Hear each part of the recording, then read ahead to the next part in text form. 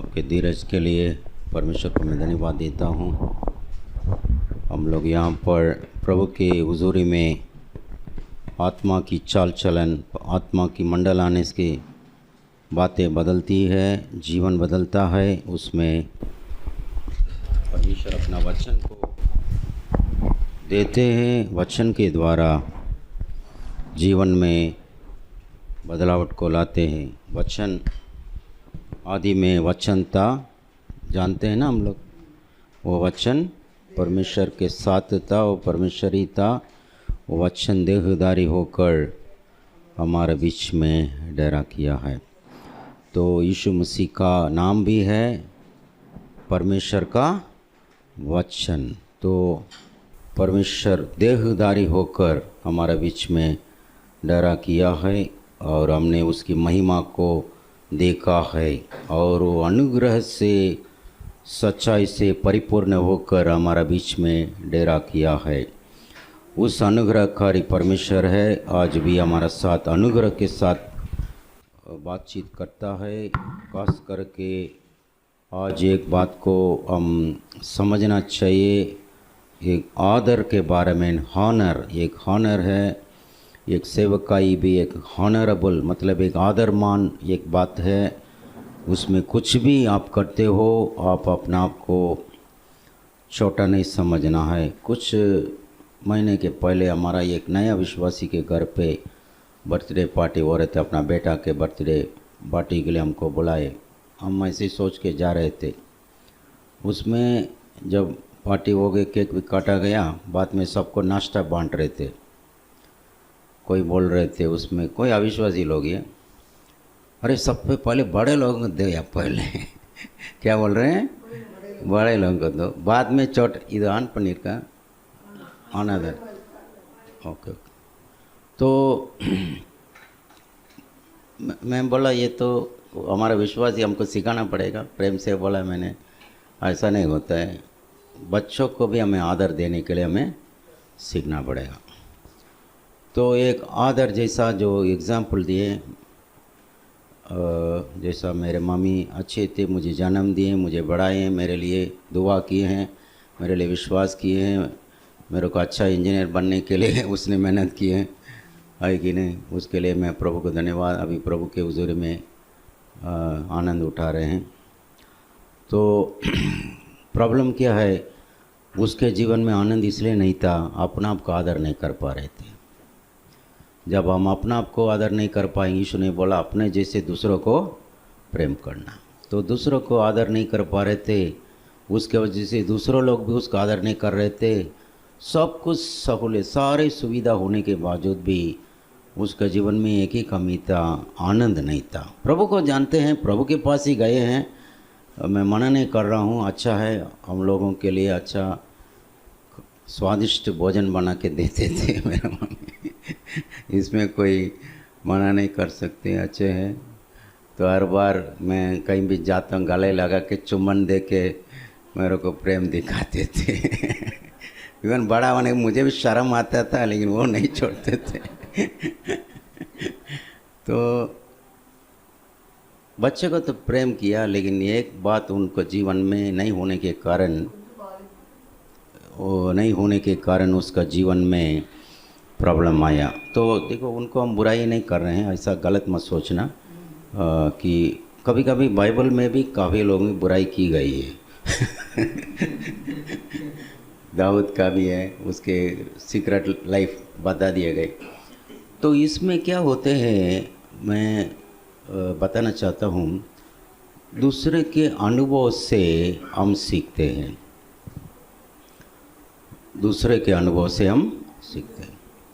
कुछ चीज़ें हैं, मैं ट्रायल एंड एरर करके, बहुत मेहनत करके, कष्ट उठा के मैंने सीखा है। कुछ चीज़ें उसको मैं अगर आपको सिखा रहा हूँ, इसलिए सिखा रहा हूँ कि आपको वो कष्ट उठाना ना पड़ेगा।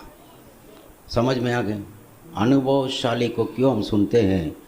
क्योंकि उन्होंने कुछ चीज़ ट्रायल एंड एरर मार के सीखा है। तो आप मत सोचिए कि मैं भी ट्रायल एंड एरर मार के सीख लूँगा, वो ज़रूरी नहीं है। तो परमेश्वर आपको सिखाते हैं वचन से सिखाते हैं। नंबर 1 कहाँ से सिखाते हैं? वचन से। तो अगर वचन से हमको समझ में नहीं आएगा, जीवन के अनुभव के द्वारा, दूसरी चीज़ है वचन से सिखाते हैं, और दूसरा चीज़ दूसरे लोगों के अनुभव से सिखाते हैं। क्या करते हैं? दूसरे लोगों की अनुभव से सिखाते हैं।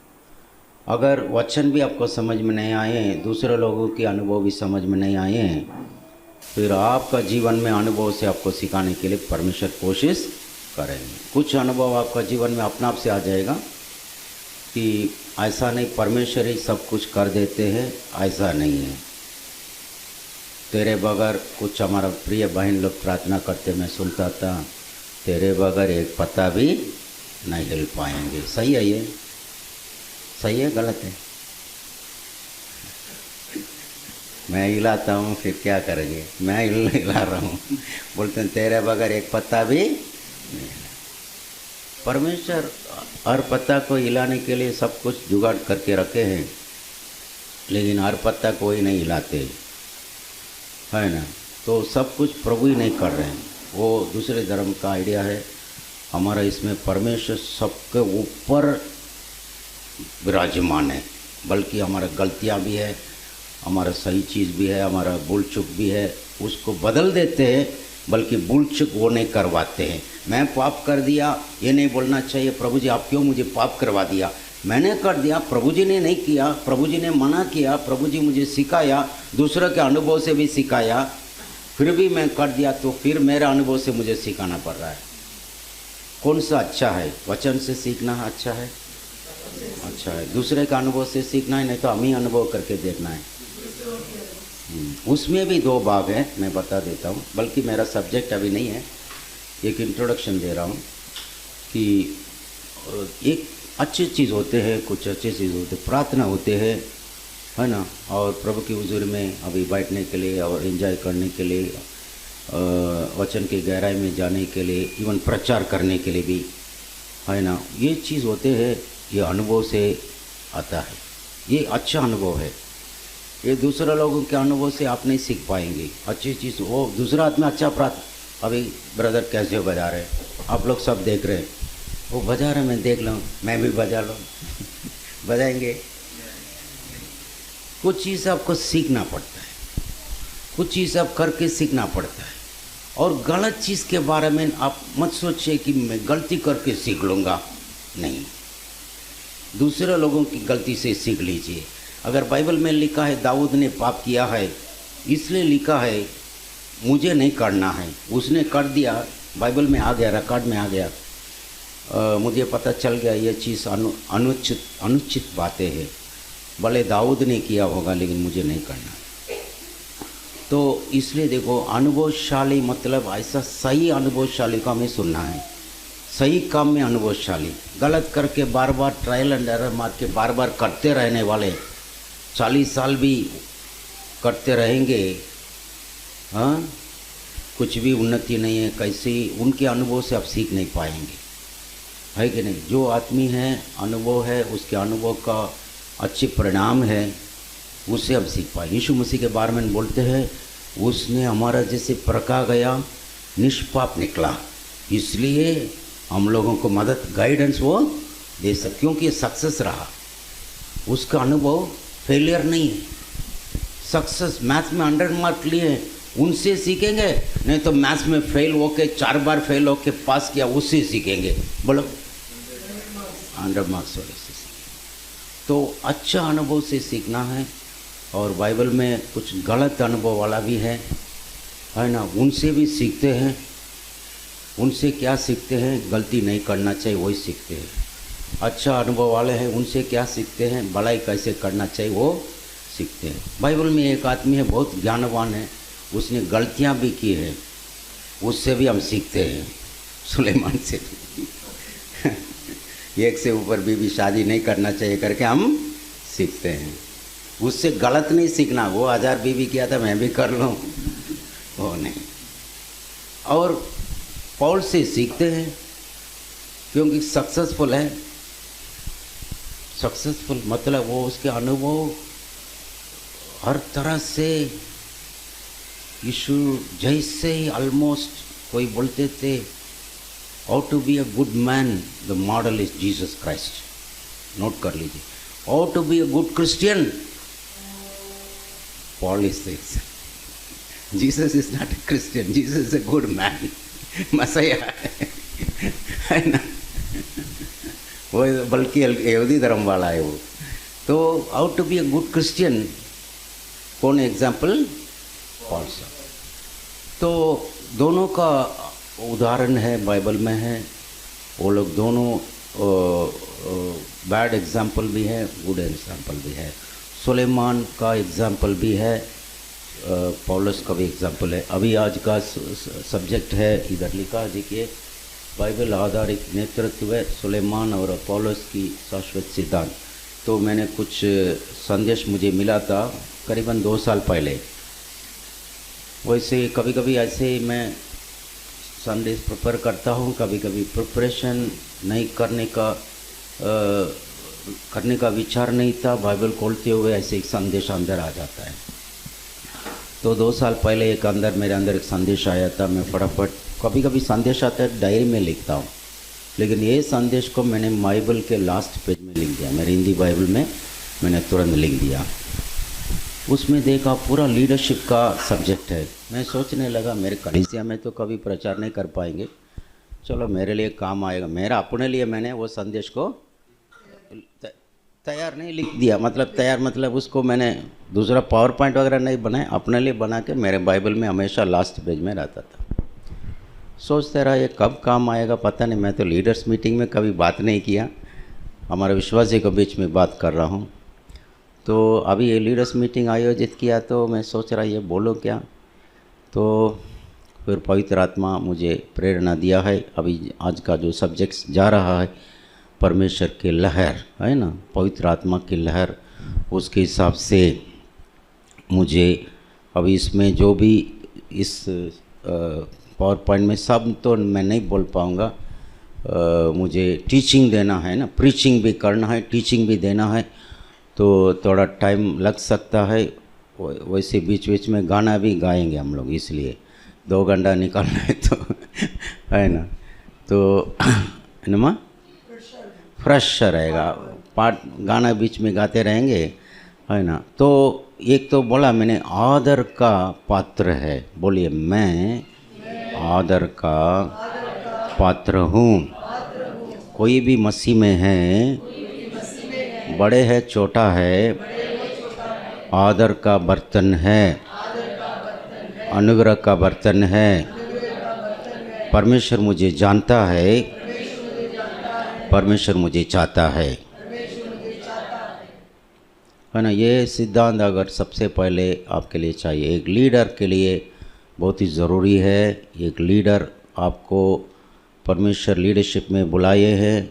भले परिवार का एक अभी कुछ क्वेश्चन दिए थे, कल परिवार को चलाना है, कलीसिया को चलाना है, तो मेरा आंसर था पहले परिवार को साइडंग से संभाल के देखो, पता चलेगा फिर कलीसिया को कैसे चलाएंगे। और अभी ये प्रचार करने के पहले एक भाई मेरे को एक सवाल दे कर के गए हैं, उसको विवरण में दोपहर के सेशन में बता देंगे, लेकिन अब संक्षिप्त में बोल देता हूँ।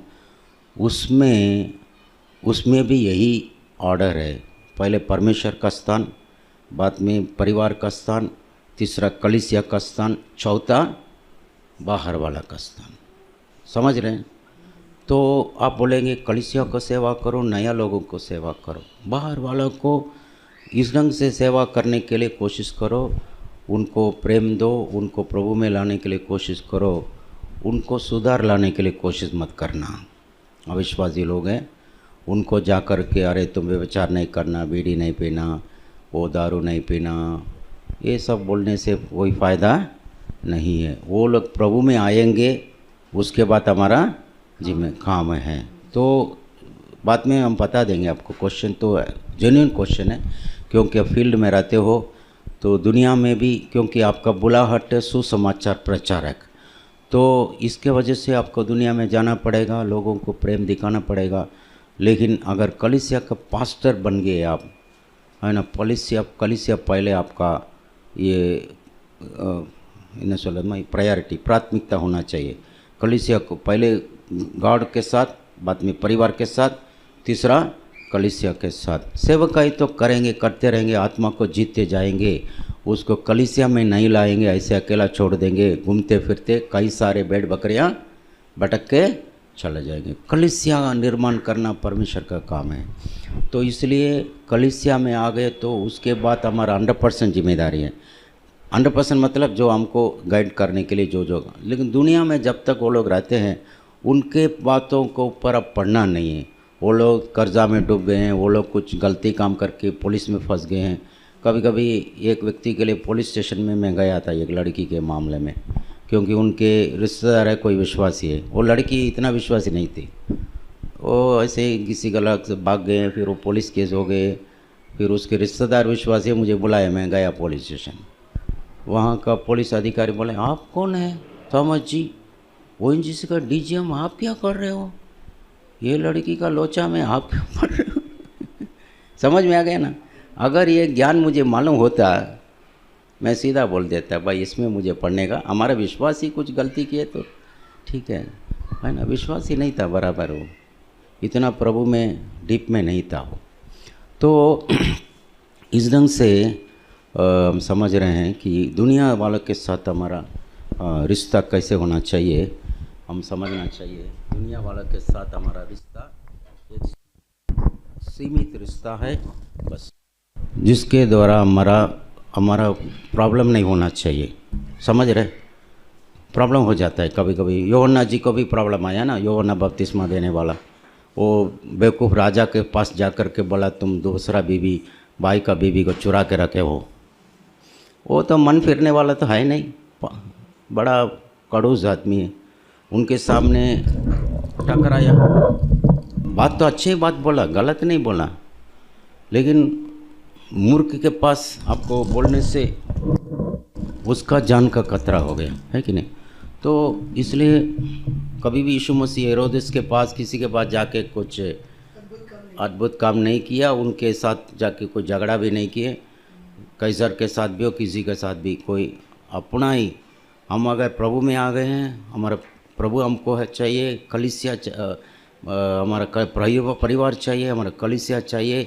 तीसरा दुनिया में है, इसलिए जो बाइबल पढ़ाई के बारे में मेरा बेटी बता रहे थे, उसमें क्या क्या बताए, 3 तरफ की ग्रुप के बारे में बताए, यहूदियों, यूनानियों और कलीसिया, है ना। यहूदियों से भी आए कलीसिया में, यूनानियों से भी आए कलीसिया में।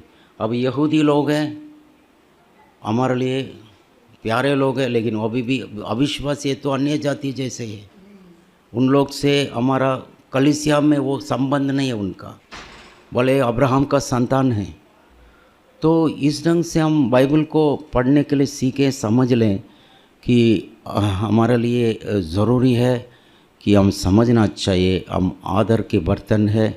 दूसरे लोगों को, कौन आदमी को कैसे आदर देना चाहिए, किससे जाकर झगड़ना चाहिए, किससे झगड़ना नहीं चाहिए। देखो बाइबल के उदाहरण को देखेंगे, पास्टर जी क्या यूहन्ना से भी बड़ा है क्या? बड़ा नहीं है। दाऊद से भी बड़ा है क्या? नहीं। उन लोगों की गलती को प्रभु क्यों लिख दिए भाई? मैंने अभी बोला ना, ताकि हम वो गलती ना करें। तो दूसरे का अनुभव हमारे लिए बहुत फ़ायदेमंद रहेगा। अनुभव एक अच्छा शिक्षक बनेगा जब सही चीज़ के लिए अनुभव है। समझ में आ रहे हैं? सही चीज़ के लिए, प्रार्थना के लिए, वचन प्रचार करने के लिए, भविष्यवाणी बोलने के लिए, वो आपका अनुभव। तो आदर का बर्तन है, आदर करना है, आदर करने के लिए सीखना है, और साथ ही साथ अपना सीमा को भी समझना है। सीमा है, मेरे लिए एक सीमा है, मेरे कलीसिया मेरे लिए एक सीमा है, मेरे परिवार एक सीमा है, बाउंड्रीज है। आप उन मर्जी से सबके पास जा कर के अपना कला नहीं दिखा सकते हो। यीशु मसीह पुनरुत्थान पाके सबको दर्शन नहीं दिए। तो आपको समझाना चाहता हूँ कैसे परिवार में चलाना चाहिए, आदर के बर्तन बन के रहना चाहिए, कलीसिया में कैसे रहना चाहिए, दुनिया में कैसे रहना चाहिए।